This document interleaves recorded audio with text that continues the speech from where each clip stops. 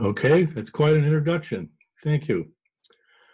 So I'm going to talk to you about how to motivate yourself. And I'm going to assume that because you're here, it's because this is something that you've struggled with in the past. Nearly everyone has. And I believe I know the reason. And I'm going to show you in the next 10 or 15 minutes how to solve that problem. So pay attention. Okay, let's think about what you feel like when you're demotivated. And to save time, I'm going to make some suggestions. Here they are. Aimlessness. I think it was Sproul who said that there is an aimlessness epidemic in the United States. I suspect that it transcends the whole of the Western Hemisphere. But aimlessness, you're not really pointing at anything. Drifting. You come online, you get to your desk, whatever, you start on something, you drift off to something else, you drift off to something else. There's no real direction for what you're doing. Or you're easily distracted. You can't focus on anything. Yvonne talked about the importance of focus. Well, you look at your stuff, you look at your list, you think, well, squirrel, Could be that you don't want to do anything. You have a list, you have your goals, you still don't want to do anything. Procrastination is another one. You keep putting things off. And then there's this lack of urgency. And a lack of urgency can be a kind of procrastination, but not necessarily. It can be procrastination is simply putting things off to a later time, but you can do things at a slow pace. There's no urgency. There's nothing that pushes you and says, hey, you know what? If you don't swim faster, you're going to drown. That's what this lack of urgency is like. I lived in Italy for a while. Their word for tomorrow is domani. Their word for the day after tomorrow is dopodomani. Maybe that's you. Maybe tomorrow it seems like a great idea, but the day after tomorrow sounds even better. Do you know what dopodomani actually means in Italy? It's a euphemism for never. So maybe for you, the day after tomorrow means never. And maybe in practice, that's what it looks like for yourself. That you keep putting things off, you keep putting them off, you keep putting them off, and it never happens. And maybe this has been going on for months or years even. Boredom is another thing that comes with being demotivated. Nothing captures your attention. You just can't find anything that's interesting. And when that happens, when all these things happen, it all builds up. Then you find out that nothing really matters.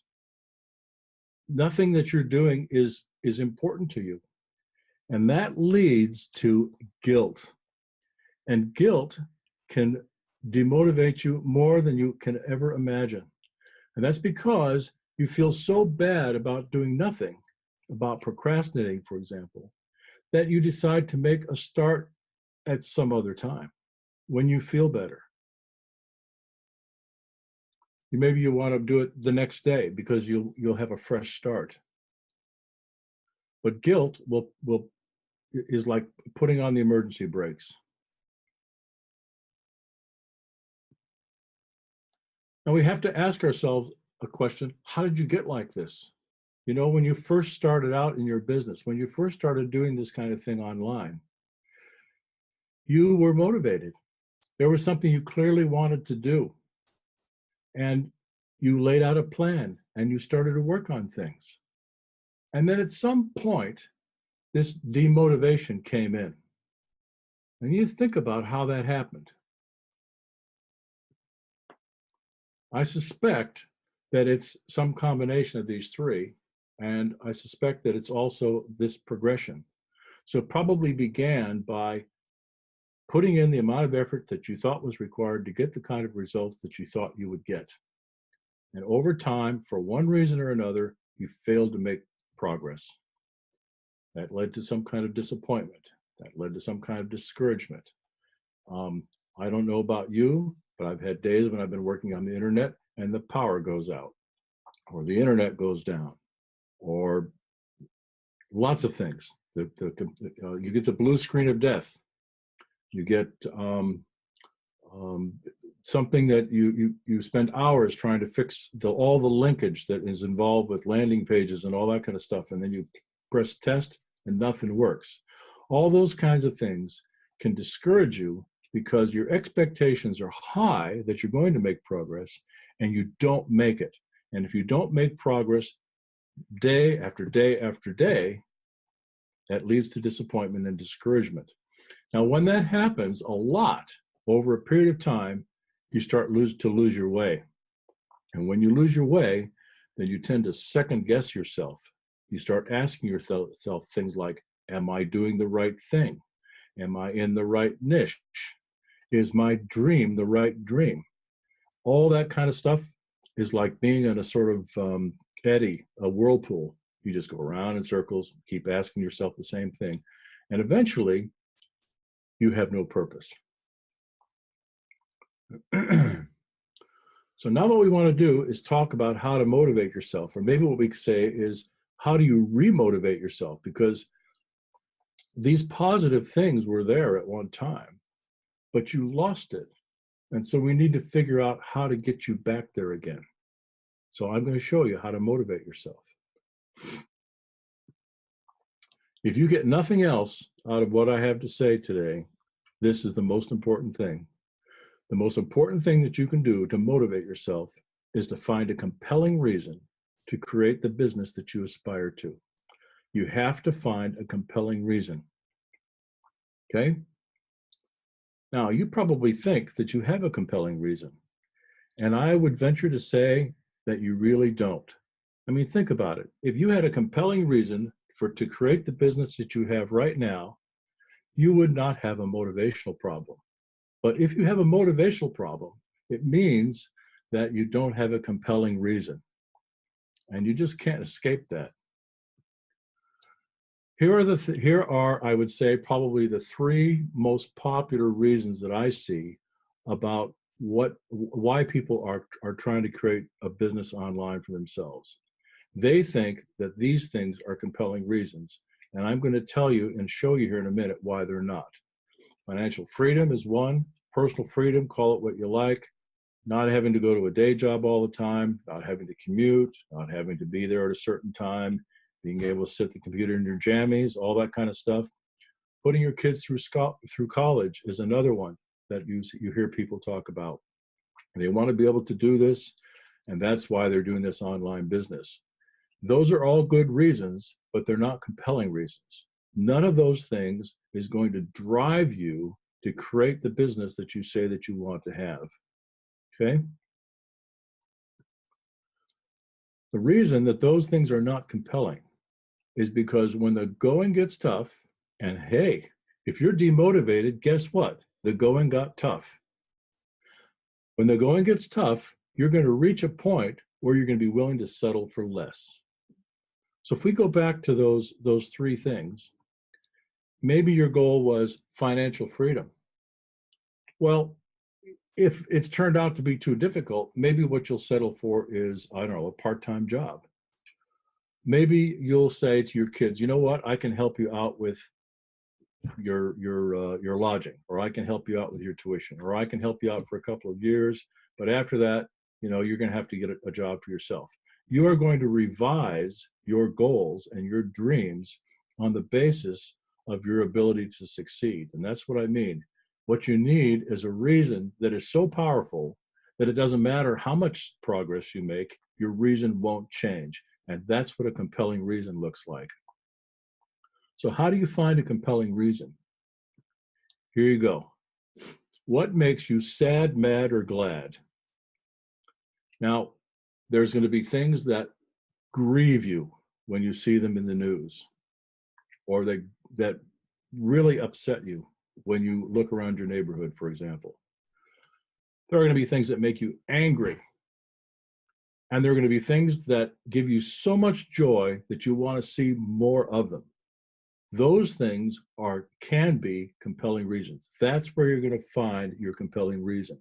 So you have to ask yourself, what cause or project or values or convictions do I have that will fall into one of those categories.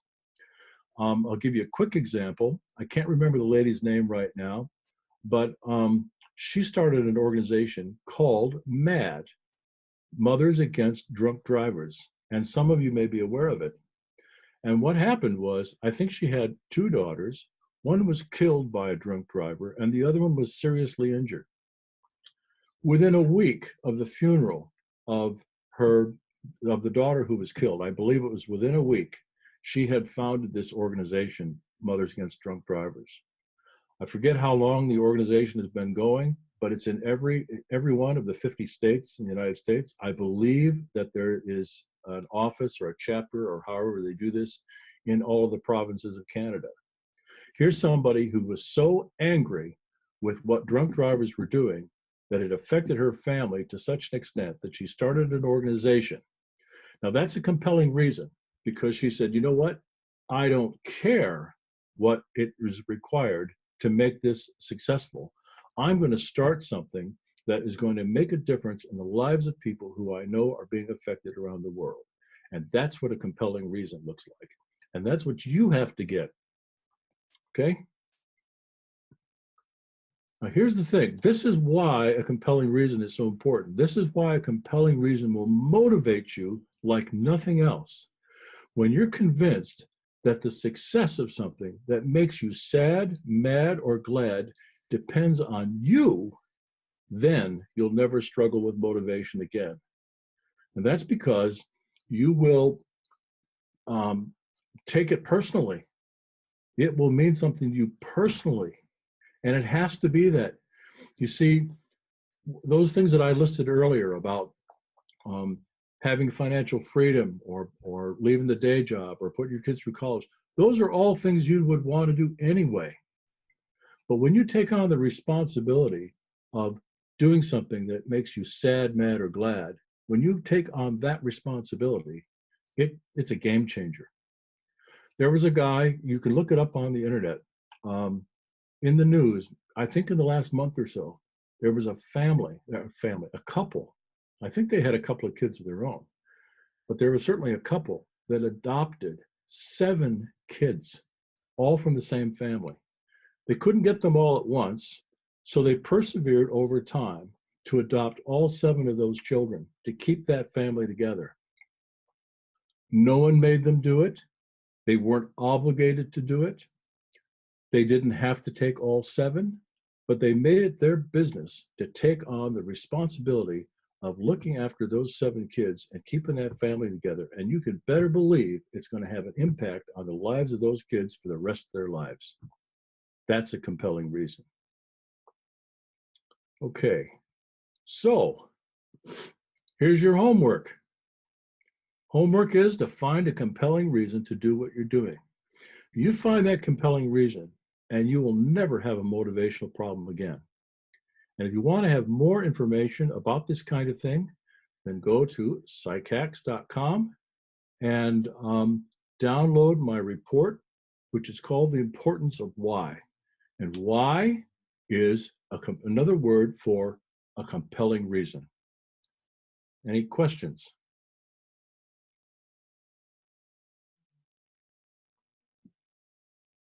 Excellent. Thank you very much, Bruce. That was, like I said, a motivation in intense insight. Any comments or questions for Bruce? So we're getting a few comments about an excellent voice, a radio voice. Never thought of it exactly that way before. Some great examples. Any questions for Bruce? What are the best ways to overcome disappointment and discouragement? Can you name some resources, books, etc.? And North, I think if you get in touch with Bruce through psychhacks.com, he'd probably be able to point you to some very, very specific things.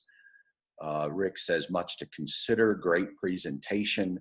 Awesome, awesome. Bruce, thank you very much. That was powerful. Thanks for the opportunity. Yeah, so what are some of the best ways to overcome a lack of progress or feeling it? I would want to know a lot more about your situation rather than commented on it in general, because everybody's different, and there's a lot of different causes for a lack of progress and for the disappointment. So we really need to deal with these things on a case-by-case basis. So just head over to psychhacks.com. Excellent, excellent. So thank you very much, Bruce.